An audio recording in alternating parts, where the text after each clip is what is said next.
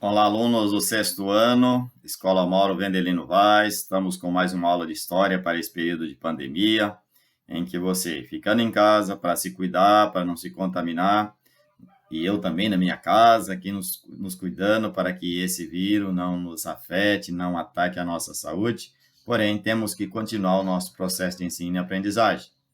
Hoje o nosso tema continua sobre a civilização grega. Vamos falar sobre filosofia e ciência. Aliás, começamos com o tema Filo e Sofia, amor pela sabedoria. E o primeiro grande filósofo, a primeira pessoa a pensar na Grécia sobre a filosofia foram os pré-socráticos. Esses homens, essas pessoas, esses seres humanos estavam cansados das verdades vindas da mitologia, das explicações fantásticas, fantasiosas. Eles queriam uma explicação que fosse racional.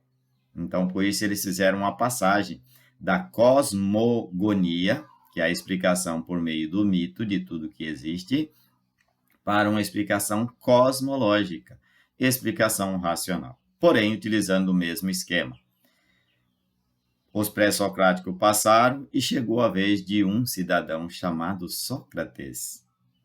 E esse homem fez uma diferença enorme, tanto é que ele é considerado o divisor de água para os gregos. Sócrates concluiu que o que nós sabemos é quase nada. Aliás, a frase dele é: só sei que nada sei. Mas para você chegar a essa verdade, você precisa conhecer a você mesmo. Conheça-te a ti mesmo e descobrirá que o que nós sabemos é uma fagulha de tudo que existe, de tudo que há, de tudo que é necessário aprender.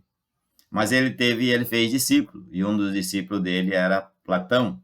E Platão, muito preocupado em ver o mundo e entender o mundo, ele diz que os nossos sentidos, eles costumam nos enganar.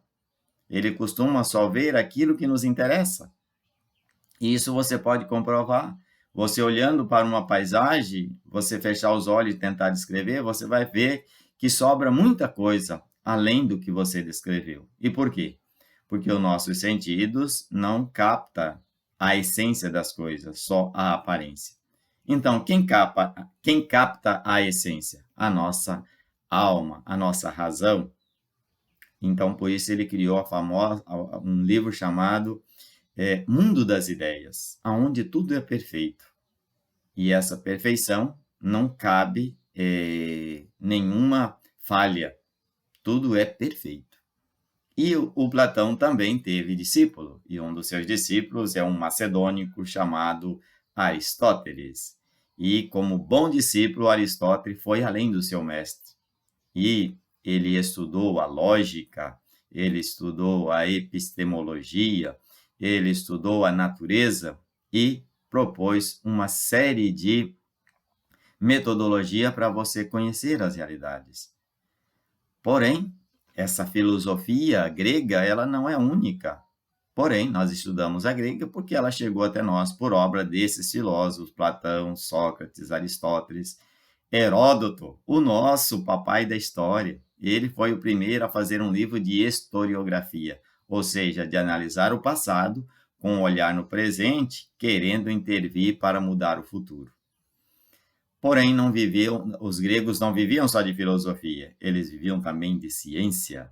Mas para falar de ciência, eu queria convidar você a ter uma ideia. Uma ideia é apenas um pensamento. Um pensamento sobre determinada coisa, determinado fato, determinado acontecimento. Porém, quando eu tenho um conjunto de ideias, eu vou formar uma teoria. E quando eu tenho um conjunto de teorias sobre o mesmo fato, então eu crio uma ciência.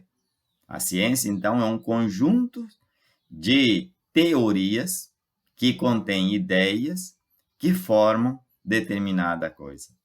E aí está o papel de Hipócrates, que era o primeiro a analisar a mente humana, claro, do ponto de vista racional. Ele não foi lá abrir a cabeça do ser humano para estudar lá dentro. E a sua análise foi sobre a epilepsia, uma doença ou um fato, uma anomalia que acontece com os seres humanos. E ele concluiu que esse mal era sobrenatural. Por quê? Ele estudou apenas do ponto de vista racional. Hoje nós sabemos, pela ciência moderna, que a epilepsia é um desfuncionamento ou um mau funcionamento da formação do nosso cérebro.